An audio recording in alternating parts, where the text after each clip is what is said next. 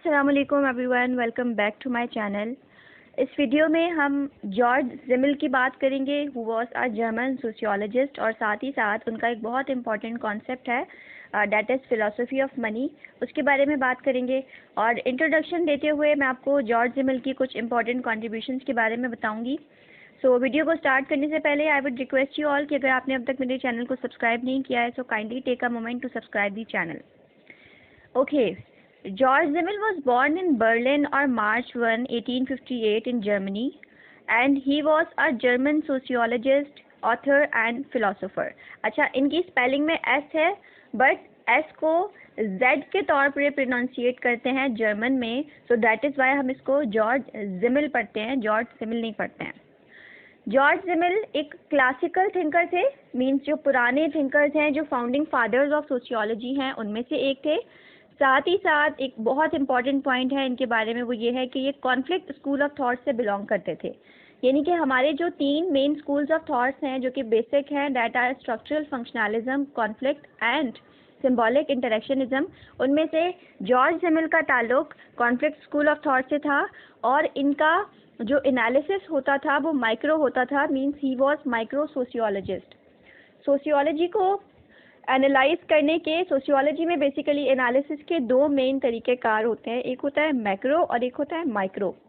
Macro में आप पूरी सोसाइटी को देख रहे होते हैं, जैसे अगर आप डर्खाइम की बात करें, जैसे उन्होंने अपनी थ्योरी दी थी, थ्योरी ऑफ सोसाइटी, तो उसमें वो पूरी सोसाइटी को देख रहे थे। यानी उनको इस चीज़ से कोई सरोकार नहीं था कि एक इंसान अगर सुसाइड कर रहा है तो उसके पीछे कोई इंडिविजुअल फैक्टर्स हैं, बल्कि वो सोसाइटल फैक्टर्स को देखा करते थे। बिल्कुल इसी तरह से जो माइक्रो सोशियोलॉजिस्ट होते हैं वो ओवरऑल सोसाइटी के स्ट्रक्चर को देखने के बजाय विद इन इंडिविजुअल चीज़ों के रीजंस को तलाश कर रहे होते हैं, यानी हर चीज़ को छोटे लेवल पे एनालाइज करते हैं, छोटे छोटे डे टू डे इंटरेक्शंस की बात करते हैं, ह्यूमन एसोसिएशंस की बात करते हैं। सो जॉर्ज जिमिल भी एक माइक्रो सोशियोलॉजिस्ट थे। साथ ही साथ ये father of urban sociology consider किए जाते हैं। बहुत से लोग इसमें कंफ्यूज हो जाते हैं दैट अर्बन सोशियोलॉजी के फाउंडर कौन है, तो याद रखिएगा that George Simmel was a founder of urban sociology. साथ ही साथ इनका जो और कॉन्ट्रीब्यूशंस हैं उनमें डायलेक्टिक अप्रोच है, जो कि वैसे तो हेगल की है, लेकिन इसमें इन्होंने भी आगे जाके फर्दर काम किया था। और एक और कॉन्सेप्ट है एमरजेंटिज्म, जिस पे फिर कभी वीडियो बनाऊंगी तो एक्सप्लेन करूंगी। एंड ही डाइड ऑन सितंबर 28, 1918। सो ये तो हो गया इंट्रोडक्शन टू जॉर्ज जिमिल। अब बात करेंगे हमारे मेन फोकस की, जो है फिलॉसफी ऑफ मनी। जॉर्ज जिमिल ने अपनी एक अहम किताब में इस कॉन्सेप्ट के ऊपर बात की थी, इस फिलॉसफी के ऊपर बेसिकली बात की थी, जो कि बहुत इंपॉर्टेंट कंसीडर की जाती है सोशियोलॉजिकल स्टडीज़ के अंदर। अगर हम बात करते हैं मनी की, जैसे अगर आपसे पूछा जाए कि मनी के क्या फंक्शंस हैं, तो आप कहेंगे कि मनी का एक फंक्शन है एक्सचेंज करना, means it is a medium of exchange, यानी कि आप पैसा देकर चीज़ें खरीद सकते हैं, है ना। जैसे स्टार्ट में बार्टर सिस्टम हुआ करता था कि चीज़ों के बदले चीज़, तो अब आप पैसे दे के चीज़ें खरीद सकते हैं। तो एक तो exchange of medium of exchange है। दूसरा, पैसा एक एसेट होता है, एक स्टोर ऑफ वैल्यू होता है, यानी आपके पास जितना पैसा है उतने आपके एसेट्स हैं, उतनी आपकी वैल्यू है। तो एक पैसा एसेट के तौर पे भी इस्तेमाल होता है, मीन्स कहते हैं ना आपके पास कितने असासे हैं, मतलब आपके पास कितना बैंक बैलेंस है, कितना पैसा है। तीसरी चीज़, it is useful for accounting purpose. देखें, हम किसी भी ऑर्गेनाइजेशन में चले जाएं, इवन आप छोटे से स्कूल में चले जाएं, छोटे से कोचिंग सेंटर में चले जाएं, आप यूनिवर्सिटी में चले जाएं, हर जगह पर एक अकाउंट्स का ऑफिस ज़रूर होता है जो कि पैसों की डीलिंग कर रहा होता है। जैसे बच्चों की फ़ीस आनी है, वो अकाउंट्स का डिपार्टमेंट है। जैसे अगर फॉर एग्जांपल एक कंपनी है जो कि पैसे बेच रही है, सेल्स कर रही है, तो उसका जो पैसा आएगा, जो प्रॉफिट आएगा, वो अकाउंट्स वगैरह में जा रहा होगा, है ना। तो अकाउंट्स को डील करने के लिए भी, अकाउंट्स में भी जो अकाउंटिंग पर्पस के लिए इम्पोर्टेंट एक एलिमेंट कह लें, वो भी पैसा है। यानी हम आम इंसान पैसे को इन 3 फंक्शंस के तौर पे देखता है। लेकिन जॉर्ज जिमिल पैसे को किस तरह से देखते हैं? जॉर्ज जिमिल का फोकस है कि पैसा एक मॉनेटरी सिस्टम है और एक इंटीग्रल पार्ट है मार्केट इकोनॉमी का। हमारी सोसाइटी 5 मेन सोशल इंस्टीट्यूशन से मिलकर बनी है, फैमिली, इकोनॉमी, गवर्नमेंट, एजुकेशन और रिलीजन। उनमें से एक आपका जो अहम सोशल इंस्टीट्यूशन है वो इकोनॉमी है, that is responsible for the production and distribution of goods and services. और इसी मार्केट इकोनॉमी का एक अहम इंटीग्रल पार्ट और एक मॉनेटरी सिस्टम पैसे को कहा जाता है या पैसा है, इस चीज़ के ऊपर फोकस करते हैं ज़िमिल। ज़िमिल कहते हैं कि पैसा सोशल इंस्टीट्यूशन है, यानी ओवरऑल इसको एक इंस्टीट्यूशन के तौर पे कंसीडर करते हैं, क्योंकि it is link to market economy, और इकोनॉमी खुद एक इंस्टीट्यूशन है सोसाइटी का। फिर money is related to justice, liberty and man as a social creature. ये बड़ा इम्पॉर्टेंट पॉइंट है, और अगर आज हम इसको गौर से समझें, हम इसको इन डेप्थ देखें, तो हम अपने इर्द गिर्द बहुत मिसालें देख सकते हैं। जस्टिस पैसे से रिलेटेड है। मैं ज़्यादा इसको इन डेप्थ नहीं कहूँगी, मैं अगर आपको हिंट दे दूँ तो आप खुद समझ जाएंगे। अगर एक गरीब इंसान चोरी करता है तो उसके साथ कैसा सलूक किया जाएगा, और अगर एक अमीर इंसान चोरी करता है तो उसके साथ कैसा सलूक किया जाएगा। दोनों का जुर्म एक ही है। जस्टिस दोनों के साथ एक जैसा होना चाहिए, जस्टिस सिस्टम दोनों के लिए एक जैसा होना चाहिए, बट पैसे की बुनियाद पर दोनों के साथ किस तरह का रवैया रखा जाएगा, ये आप खुद समझ सकते हैं। लिबर्टी, जितना आपके पास पैसा है उतनी आपके पास आज़ादी है। रिस्ट्रिक्शंस तब लगती हैं आप लोगों के पास जब आप डाउनवर्ड्स होते हैं, जब आप लोअर होते हैं, लोअर क्लास से बिलोंग कर रहे होते हैं। आपके पास अगर पैसा आ जाएगा ना, तो आपके पास आज़ादी आ जाती है।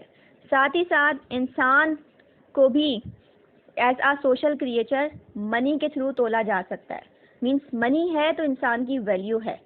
ऑल इन ऑल आप ये समझ सकते हैं कि इंसान की वैल्यू, उसकी पर्सनालिटी की value is related to money. और ये वाला जो कॉन्सेप्ट है ये मॉडर्न सोसाइटीज़ में आपको नज़र आता है। आज की सोसाइटीज़ मटीरियलिस्टिक सोसाइटीज़ हैं, इनमें आपको नज़र आता है कि जहाँ पैसा है वहाँ पे कैसा बिहेवियर होता है, वहाँ रिलेशनशिप्स कैसे होते हैं, वहाँ जस्टिस कैसा होता है, वहाँ आज़ादी, फ्रीडम का कॉन्सेप्ट कैसा होता है। ये चीज़ें हम अपनी आम जिंदगी में अपने इर्द गिर्द देख रहे होते हैं। And I would request you all कि यहाँ पर इस पॉइंट पे आप सोचें, अपने इर्द गिर्द एनालाइज करें, कनेक्शंस बनाएं कि किस तरह से आपको मिसालें मिल रही हैं। अपने इर्द गिर्द के पैसा होता है तो फिर कैसी सिचुएशंस होती हैं।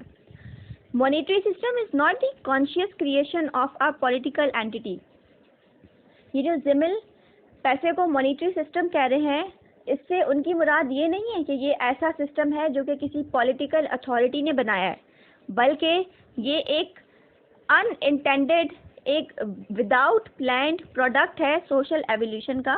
इसका मतलब ये है कि पैसा एक मॉनेटरी सिस्टम है, लेकिन इसको मॉनेटरी सिस्टम बनाने वाली कोई पॉलिटिकल एंटिटी नहीं है, बल्कि जैसे जैसे ह्यूमन एवोल्यूशन होती गई, सोशल एवोल्यूशन होती गई, सोसाइटी में मॉडिफिकेशंस आती गई, ऑल्ट्रेशंस होती गई, वैसे वैसे पैसा, उसकी वैल्यू बढ़ती गई और ये एक मॉनेटरी सिस्टम बनता गया। और इस चीज़ को भी यकीनन आप रिलेट कर सकते हैं अपनी सोसाइटी से। Zimmel treated money as a specific phenomena linked with a variety of other components of life including exchange. Yes, Zimmel कहते हैं कि पैसा जस्ट मॉनेटरी सिस्टम नहीं है, बल्कि पैसा एक ऐसा फिनोमेना है जो कि और डिफरेंट ज़िंदगी के और डिफरेंट पहलुओं के साथ, कंपोनेंट्स के साथ जुड़ा हुआ है। जैसे पैसा है तो आप एक्सचेंज कर सकते हैं, आप कुछ भी खरीद सकते हैं। पैसा है तो आपके पास ओनरशिप है। पैसा है तो इंडिविजुअल्स हैं, उनके साथ रिलेशनशिप्स होना। पैसा है, देखिए ना आज के दौर में अगर आप, यकीनन मैं बहुत सारे लोगों को देख रही होती हूँ, वो कहते हैं कि हमारी फैमिली के, हमारे वालिद साहब थे या फलां थे जो कि जिनके पास अथॉरिटीज़ थी, जब इनके पास पैसा था तो फैमिली के लोगों के साथ उनके रिलेशनशिप्स अच्छे थे, सब उनसे अच्छे से मिला करते थे। आज जब उनकी ज़िंदगी में डाउनफॉल आया है तो उनको कोई पूछने वाला नहीं है, उनसे कोई मिलने वाला नहीं है। ख़ानदान में भी जो गरीब इंसान होता है, जो गरीब फैमिली होती है, उससे मिलना जुलना लोग इतना नहीं पसंद करते। स्टैंडर्ड की बात करते हैं, स्टेटस की बात करते हैं। ये आम चीज़ है जो हमें नज़र आती है अपनी सोसाइटी में। लेकिन जो पैसे वाले लोग होते हैं उनको लोग झुककर सलाम कर रहे होते हैं। वहाँ पर फिर आप इखलाक भी नहीं देख रहे होते, वहाँ पर आप रवैया भी नहीं देख रहे होते हैं, वहाँ सिर्फ आप पैसा देख रहे होते हैं। सो पैसा है तो इंडिविजुअल्स हैं, पैसा है तो आज़ादी है। पैसे का लिंक आपके लाइफस्टाइल से है। जितना आपके पास पैसा होगा उतना ही आपका लाइफस्टाइल होगा। आज मैं यहाँ पर टिकटॉक की मिसाल दूंगी। फॉर एग्जांपल, टिकटॉक स्टार्स होते हैं जो आज हमें नज़र आ रहे हैं। पहले स्टार्ट में बिल्कुल कॉमन पीपल होते हैं ना, लेकिन उसके बाद जब उनकी अर्निंग स्टार्ट हो जाती है तो हम अपनी आंखों से देखते हैं कि उनकी लाइफ में कैसा चेंज आ रहा है, उनके लाइफ स्टाइल्स में कैसा चेंज आ रहा है। तो यही चीज़ है, हमने कितने फार्मर्स को स्टार्स बनते हुए देखा है, जो कि इसके अलावा बहुत से ऐसे फिल्म स्टार्स हैं जो कि बताते हैं कि हम शुरू में बहुत गरीब थे, गरीब फैमिली से ताल्लुक़ रखा करते थे, आज उनके पास सारी लग्जरीज हैं। सो पैसे का ताल्लुक़ लाइफस्टाइल से है। पैसे का ताल्लुक कल्चर से है, पैसे का ताल्लुक वैल्यू ऑफ पर्सनालिटी से है। आपके पास जितना पैसा है आपकी पर्सनालिटी की वैल्यू बढ़ जाती है। एक गरीब इंसान अगर मुस्कुरा के भी मिलता है, अगर अच्छे इखलाक का भी है, तो हम उसको वैल्यू नहीं देंगे, पर अगर एक अमीर इंसान अकड़ के भी मिल रहा होगा तो हम उसको रिस्पेक्ट दे रहे होंगे, क्योंकि उसकी पर्सनालिटी ही बिल्कुल चेंज हो गई है, उसके पास पैसा है। तो पैसा इंसान की वैल्यू को बढ़ाता है। आज की सोसाइटीज़ के अंदर, मॉडर्न सोसाइटीज़ के अंदर, हम ना चाहते हुए भी हमें ये सारी चीज़ें फेस करनी पड़ती हैं। ज़िमिल का फोकस ये था, जैसे कार्ल मार्क्स कहते थे कि कैपिटलिज्म और इससे रिलेटेड जितने भी प्रॉब्लम्स हैं वो सब टाइम बाउंड हैं और टाइम के साथ साथ, चेंजेस के साथ साथ ठीक हो जाएंगे। बट ज़िमिल कहते हैं कि कैपिटलिज्म और उससे क्रिएट होने वाले जितने भी प्रॉब्लम्स हैं ये मनी इकोनॉमी की वजह से हैं और हमें आने वाले वक्त में कोई फ्यूचर इम्प्रूवमेंट नज़र नहीं आती है, यानी कि ये कोई ऐसी इम्प्रूवमेंट की बात नहीं करते हैं। तो यहाँ पे कार्ल मार्क्स और इनके पॉइंट्स कॉन्ट्राडिक्टरी हैं।